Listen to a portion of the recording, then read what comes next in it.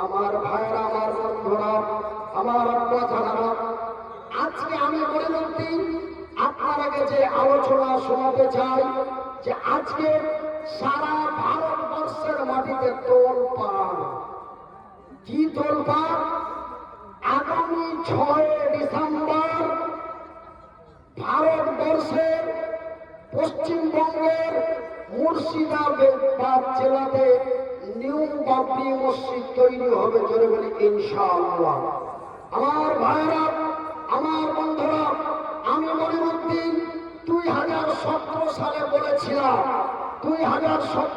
বলেছিলাম, কলকাতা ধর্মতলার মাটিতে বলেছিলাম, একটা বাবরি মসজিদ যদি ভারতবর্ষের মাটিতে ভাঙা হয়, হাজারো মসজিদ বাংলার মাটিতে, ভারতের মাটিতে তৈরি হবে। চলে বলি ইনশাআল্লাহ। আমার ভাইয়েরা, আমার বন্ধুরা, আমার আব্বা জানেরা, আজকে বাবরি মসজিদ নিয়ে অনেকেই বিতর্কের মধ্যে জড়িয়ে আছেন। অনেকেই বলছেন হওয়া দরকার, অনেকেই বলছেন না হলেই ভালো। কেন?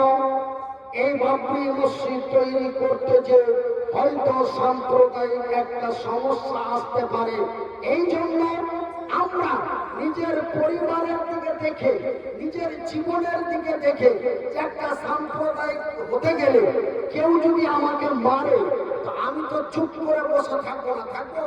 তবে আমিও মারবো। আমাকে যদি কেউ মারে, তো আমি কাউকে মারবো।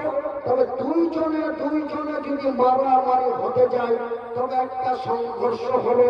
হয়তো আমার ছেলেরা এতিম হতে পারে, বা আমি যাকে মারছি তার ছেলে মেয়ে এতিম হতে পারে। এই জিনিসটাকে লক্ষ্য করে অনেকেই বলছেন বাবরি মসজিদ বাংলার মাটিতে না হয় ভালো।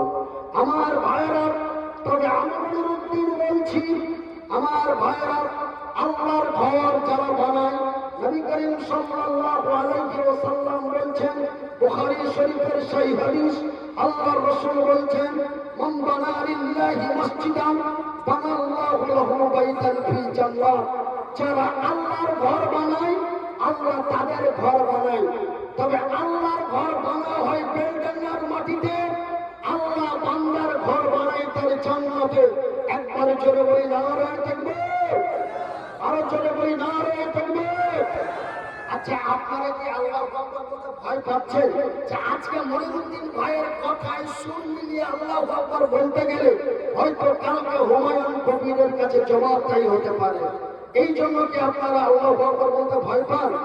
আমার মতো মনিরুদ্দিন একজন অসহায় অসুস্থ ব্যক্তি, আমি যদি লক্ষ মানুষের সামনে, হাজারো মানুষের সামনে, অনলাইনে আজকে অনেকেই আপনারা এই ক্যামেরার মাধ্যমে আপনারা লাইভ দিচ্ছেন, আপনাদের আওয়াজটা প্যান্ডেলের ভিতরেই থাকবে, কিন্তু আমার আওয়াজটা বিশ্ব জগতের কাছে যাচ্ছে।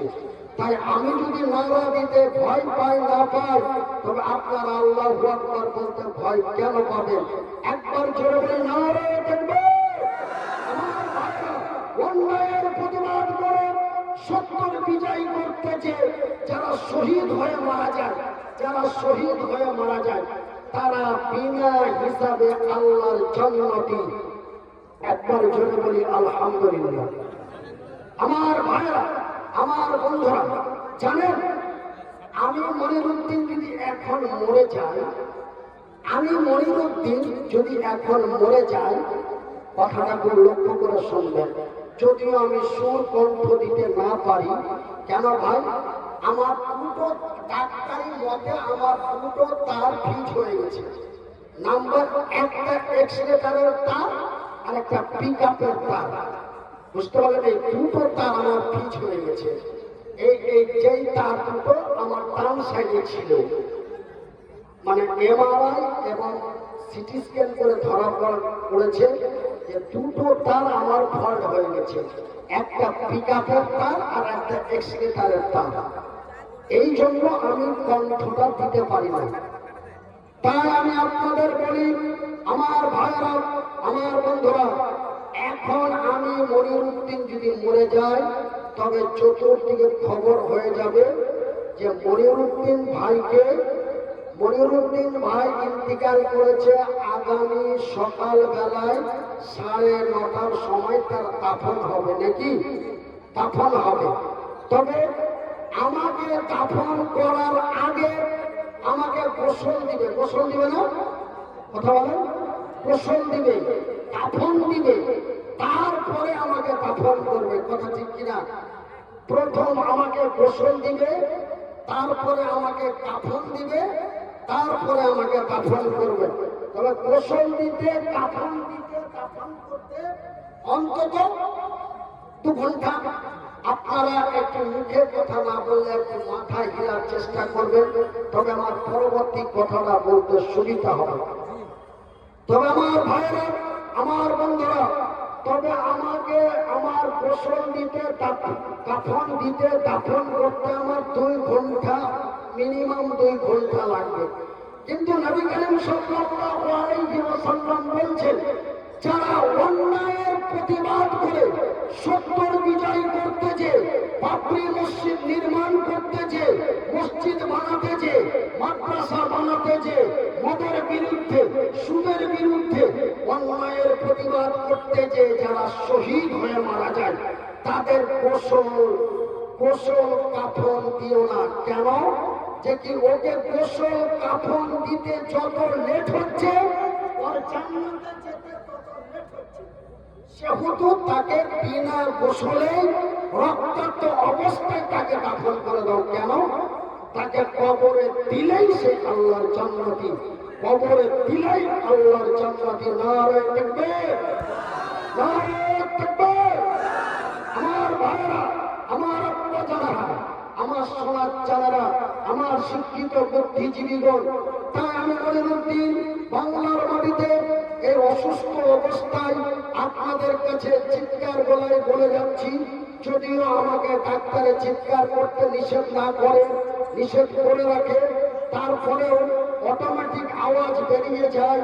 শুধুমাত্র একমাত্র আজকে আমার ভাইয়েরা, আমার বন্ধুরা, আজকে আমরা ইয়াকিন করেছি ভারতের মাটিতে একটা মসজিদ ভাঙলে আমরা তার 10টা মসজিদ তৈরি করবো। জোরে বলি ইনশাআল্লাহ, আরো জোরে বলি ইনশাআল্লাহ। আমার ভাইয়েরা, আমার বন্ধুরা, আমার আব্বা জানারা, যখন হযরতে ইব্রাহিম আলাইহিস সালামকে যখন নমরুদ আগুনে ফেলার জন্য, যখন আগুনে ফেলার জন্য যখন আগুন জ্বালিয়ে দিল, তো ওই টিকটিকি কি করেছিল? টিকটিকি ফুঁক দিয়েছিল আগুনটাকে ধরতে দেওয়ার জন্য। তো টিকটিকির ফুঁকে আগুন ধরবে?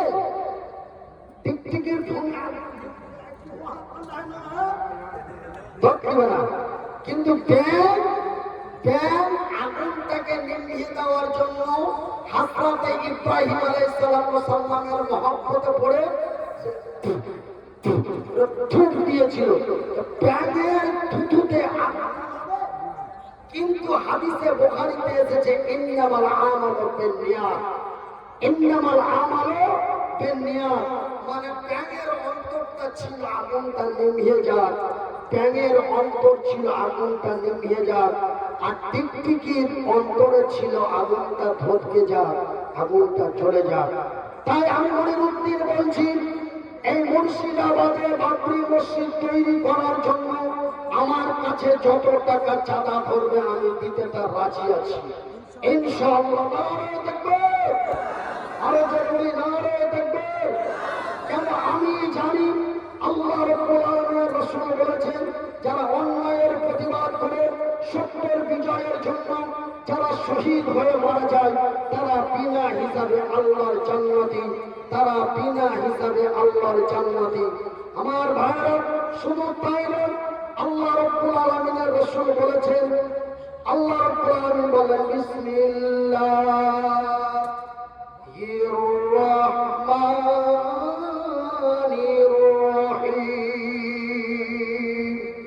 ওয়ালা তাকুলু লিমান ইউকতালু ফি সাবিলিল্লাহ,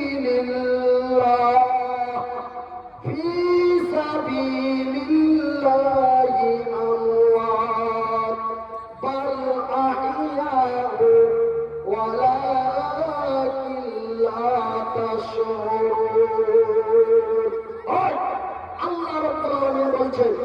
যারা আল্লাহর পথে শহীদ হয়ে, যারা অন্যায়ের প্রতিবাদ করে সত্যের বিজয়ের জন্য যারা আল্লাহর জমিনে শহীদ হয়ে যায়, তোমরা তাদের মৃত্যু বলো না, তোমরা তাদের মৃত্যু বলো না।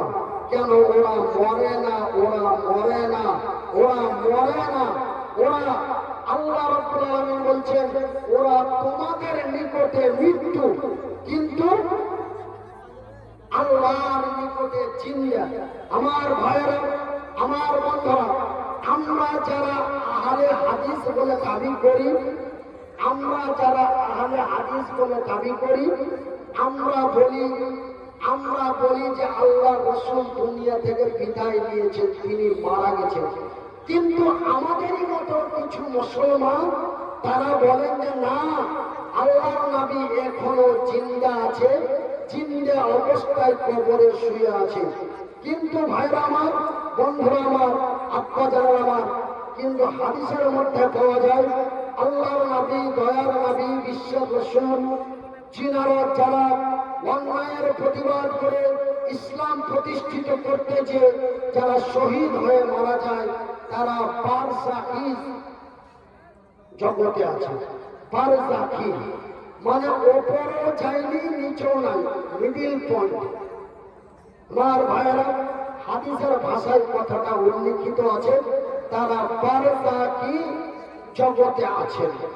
আমার ভাইয়েরা, তবে সেখান থেকে বোঝা যায়, আর এই আয়াতের দ্বারাই বোঝা যায়, যারা অন্যায়ের প্রতিবাদ করে সত্যের বিজয়ের জন্য যারা শহীদ হয়ে মারা যায়, তারা কোনোদিন মরে না, তারা কোনোদিন মরে না, তারা কোনোদিন মরে না। আমার ভাইয়েরা, আমার বন্ধুরা, আমার আব্বা জানেরা, এই মুর্শিদাবাদে নিউ বাবরি মসজিদ তৈরি হলো, এর হইচই চলতে বহরমপুরের এক প্রহীদ, মুর্শিদাবাদের বহরমপুরের এক প্রহীদ, উনি আবার প্রকাশ করেছেন যেই দিন বেলডাঙ্গায় বাবরি মসজিদ প্রতিষ্ঠিত হবে, সেই দিন বহরমপুরের মাটিতে রাম মন্দির প্রতিষ্ঠিত হবে। আমার ভাইয়েরা, ভারতবর্ষে যখন রাম মন্দির প্রতিষ্ঠিত হয় 2019 সালে, আমরা বিতর্কের মধ্যে যাইনি। আমার ভাইয়েরা, আমার বন্ধুরা, কিন্তু যেই দিন সুপ্রিম কোর্টের ফায়সালা হলো বাবরি মসজিদ ভেঙে দিয়ে রাম মন্দির তৈরি করা হবে, সেই দিন কিন্তু এই ফায়সালাটা হয়নি যে এই বাবরি নামে আর কোথাও মসজিদ তৈরি করতে পাবে না। এটা সুপ্রিম কোর্ট থেকে নিষেধাজ্ঞা হয়ে গেল, এমনটাই হয় না।